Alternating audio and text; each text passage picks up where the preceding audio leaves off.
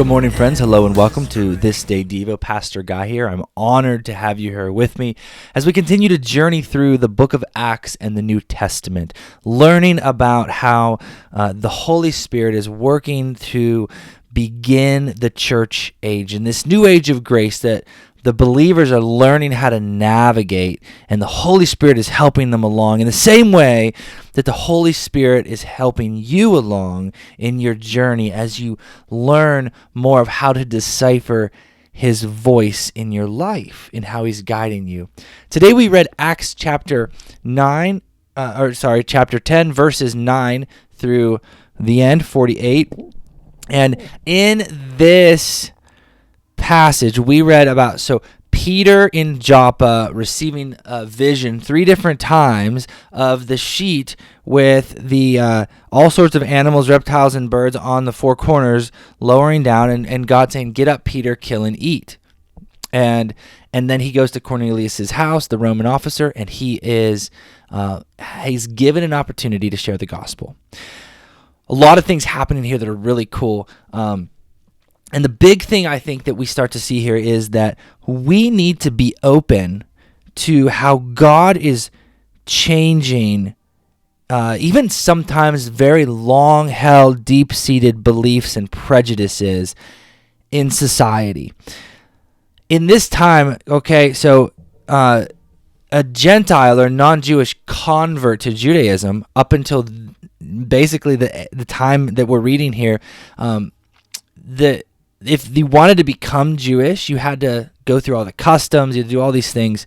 You had to become fully Jewish and all these things that you did. So we're going to have that conversation. But also there was an uncleanness that's happening here. So a Jew would look at Gentiles as being unclean, ceremonially unclean, unwanted, filthy. They didn't want anything to do with them. They were not God's people. They wouldn't even step foot into their house. You read that here. Peter was looked down on for having walked into their house.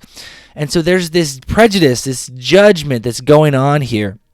And what's neat about this is God was priming Peter for this moment. We read earlier that the apostle Paul, soon to be Saul, right? Saul soon to be Paul, would be the apostle to the Gentiles. But it is really here where through Peter, God opens that gate to say, yeah, all people are welcome. The Holy Spirit can descend on every human being on the planet equally. Even Peter says here when Cornelius bows to him, he's like, dude, I'm just a human just like you. We're all the same. Don't bow to me. This is about Christ. And so it's really cool because if it wasn't for that vision, Peter would not have been ready to go with those men from Joppa. Peter would not have been prepared to step into Cornelius' house. And Peter would not have been prepared to share the gospel with him and see the Holy Spirit fall on them in the same way. And it's a beautiful picture. It's a beautiful picture of God breaking down walls, breaking down barriers of prejudice and, even you could say racism and just these deep beliefs that are just not of God. And so we really, Christianity, it rises above all of those things. It's human to human. And God will work. So Peter was given this beautiful opportunity to share Christ in Cornelius' home. And because Cornelius was a God-fearing man, he was giving alms, he was giving generously to the poor, he was praying, and God wanted him to know through this miraculous vision that he received that, hey, I'm listening, I hear it, I see it. And for that reason, Cornelius becomes the very first recorded Gentile believer specifically. And so this begins that process. And you'll notice as you go through the New Testament, it's not over for Peter. It's an ongoing conversation. He will struggle. It will be a stumbling block in some ways for him to see that non-Jewish people can be saved. But this is the beginning of that process. So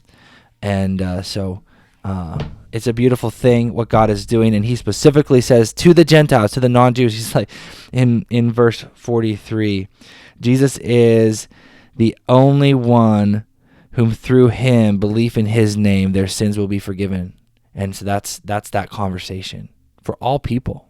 So we need to drop down all of those prejudices and say, yeah, everyone's come. I think it was Casting Crowns that sang that song 20 years ago that says, Jesus paid too high of a price for you and I to choose who should come with us, who should be invited. All can come. All are welcomed and invited into the kingdom of heaven. We simply must be invited, hear the truth, and believe on Christ. So today I learned this about Jesus, and on this day I will this. I hope you have an incredible day. I am excited that you are reading with me, journeying with me, and I will, you know what? I'll see you tomorrow. Good times. Bye. Every word sent down from heaven as the power of Christ